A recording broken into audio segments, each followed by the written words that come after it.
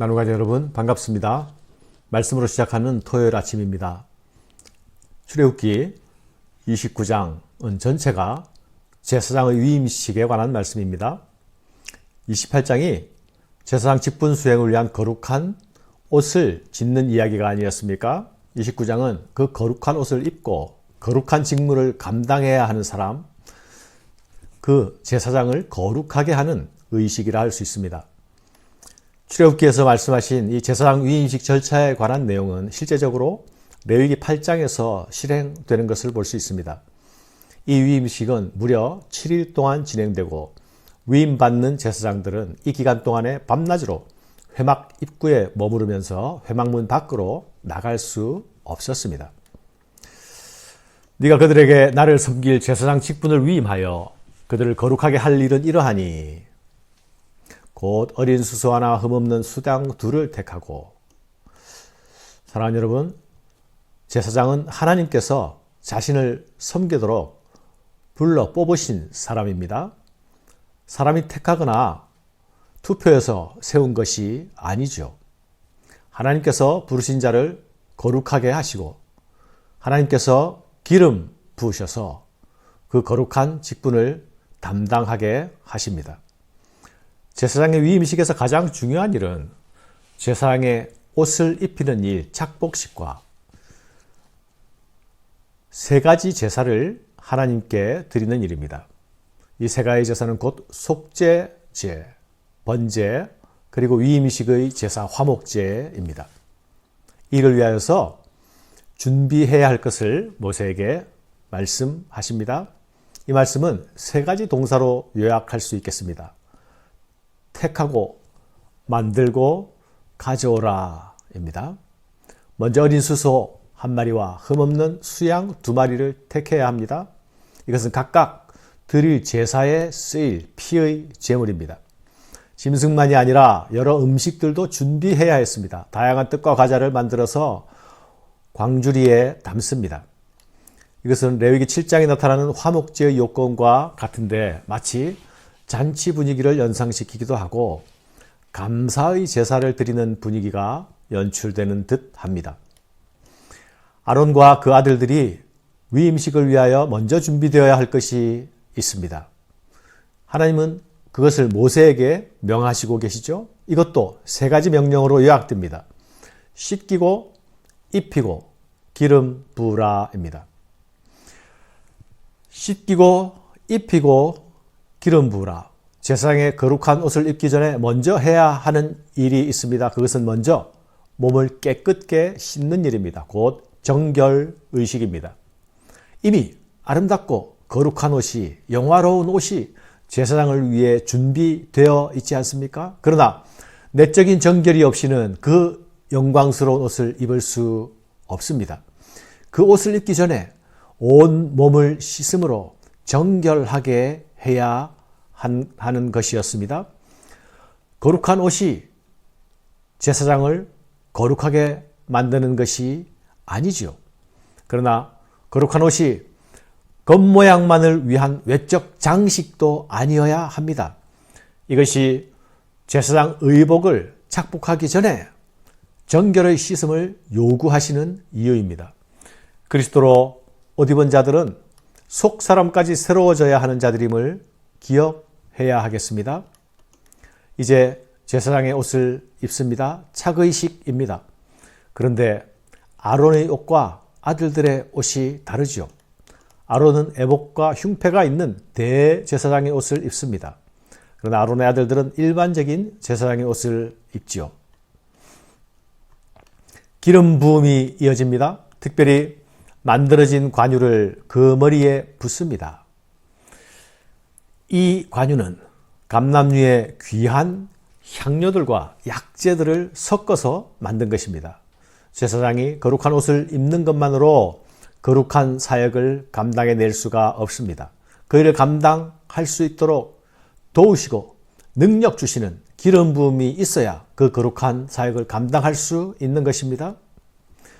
예수를 메시아라 할 때에 그 메시아는 기름 부은 받은 자이죠. 우리는 그리스도인은 예수로 옷 입은 자들이 아닙니까? 제사장이 기름 부음 받아서 제사장 사역을 감당했듯이 예수님도 성령님의 기름 부으심으로 메시아 사역을 감당했습니다. 그리스도인이 그리스도인답게 살 수 있는 능력과 힘은 그리스도인의 이름에 있는 것이 아니라 성령의 기름 부으심에 있다는 사실을 기억해야 하겠습니다. 하나님을 사랑하듯 성령님을 사모하고 그분의 임재와 성령 충만을 갈망해야 하겠습니다. 아론의 머리에서부터 부어져서 거룩한 제사장의 옷깃을 흠뻑 적시던 그 기름 부음이 오늘 우리에게도 있기를 소망합니다. 유임식에는 숫소로 드리는 속죄제와 수대양으로 드리는 번제가 드려집니다. 속죄제의 규정은 레위기 4장 5장의 말씀에서, 번제의 규정은 레위기 1장의 말씀에서 자세히 소개됩니다. 두 경우 다 짐승의 머리에 안수를 합니다. 이 안수의 행위는 죄의 전가의 교리가 들어 있습니다. 제사장은 백성들을 정결케 하는 중보자 사역을 감당하기 전에 먼저 자신의 죄를 위해서 속죄하는 속죄 제사를 드려야 했습니다. 흘려지는 짐승의 피는 내가 흘려야 할 피를 대신하는 것입니다. 짐승이 내 죄를 대신 담당할 수 없으니 이것은 곧 예수 그리스도의 대속적 사역을 기대어서 바라보며 의존하여 정결하고 거룩해 되는 일입니다. 히브리서 10장은 이렇게 말씀합니다.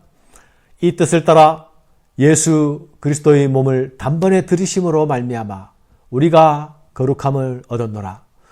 제사장마다 매일 서서 섬기며 자주 같은 제사를 드리되 이 제사는 언제나 죄를 없게 하지 못하거니와 오직 그리스도는 죄를 위하여 한 영원한 제사를 드리시고.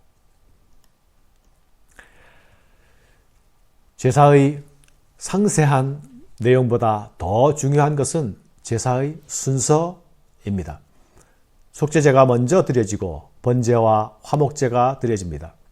번제는 모두 태워서 드리는 제사라 해서 화제라 부르기도 합니다. 화목제는 하나님과의 교제를 의미하는 제사입니다. 관계가 회복된 자들이 누리는 제사이죠. 속죄제는 우리의 죄를 사해 주시는 하나님의 그 은혜를 구하는 일입니다. 사랑하는 여러분, 죄사함의 은혜가 선행되지 않으면 헌신의 제사인 번제를 드릴 수가 없습니다. 죄사함의 은혜가 없이는 하나님과 화목한 교제로도 나아갈 수 없는 것입니다. 그런 의미에서 속죄제는 모든 제사의 기초요 기본입니다. 하나님의 은혜가 기초요 기본입니다. 속죄제를 통하여서 죄인이 거룩하신 하나님께로 나아갈 수 있게 되는 것이죠. 그러니 속죄제는 하나님께 나아가는 길이요 문입니다. 곧 속죄제는 구원의 문이며 구원의 길인 것입니다. 우리가 신앙생활을 하면서 헌신의 문제로 고민한다면 십자가의 은혜로 돌아가야 합니다. 하나님과 친밀한 교제가 목마르다면 십자가의 사죄의 은총으로 돌아가는 것이 지름길입니다. 제사장은 거룩한 직무를 위해서 특별히 구별된 자들이었습니다. 그러나 그들도 다른 죄인들과 같이 보혈의 씻음과 성령의 새롭게 하심이 필요한 존재들이었습니다. 사랑하는 여러분, 하나님은 거룩하신 당신께 나아갈 수 있는 길을 오늘 우리에게 상세하게 알려주고 계십니다. 오늘 우리는 하나님의 부르심 앞에서 건강한 상태에 있는지 돌아보아야 하겠습니다. 누군가 우리에게 오늘 당신의 소명은 안녕하십니까? 라고 물어온다면 나는 무엇라 답할 수 있겠습니까? 계시록 5장에서 24장로들이 하늘에서 부르는 새 노래를 들어봅시다. 그들이 새 노래를 불러 이르되 두루마리를 가지시고 그 인봉을 떼기에 합당하시도다. 일찍이 죽임을 당하사 각 족속과 방언과 백성과 나라 가운데서 사람들을 피로 사서 하나님께 드리시고 그들로 우리 하나님 앞에서 나라와 제사장 삼으셨으니 그들이 땅에서 왕노릇 하리로다 하더라. 그들이 땅에서 왕노릇 하리로다 하더라. 아멘. 감사합니다.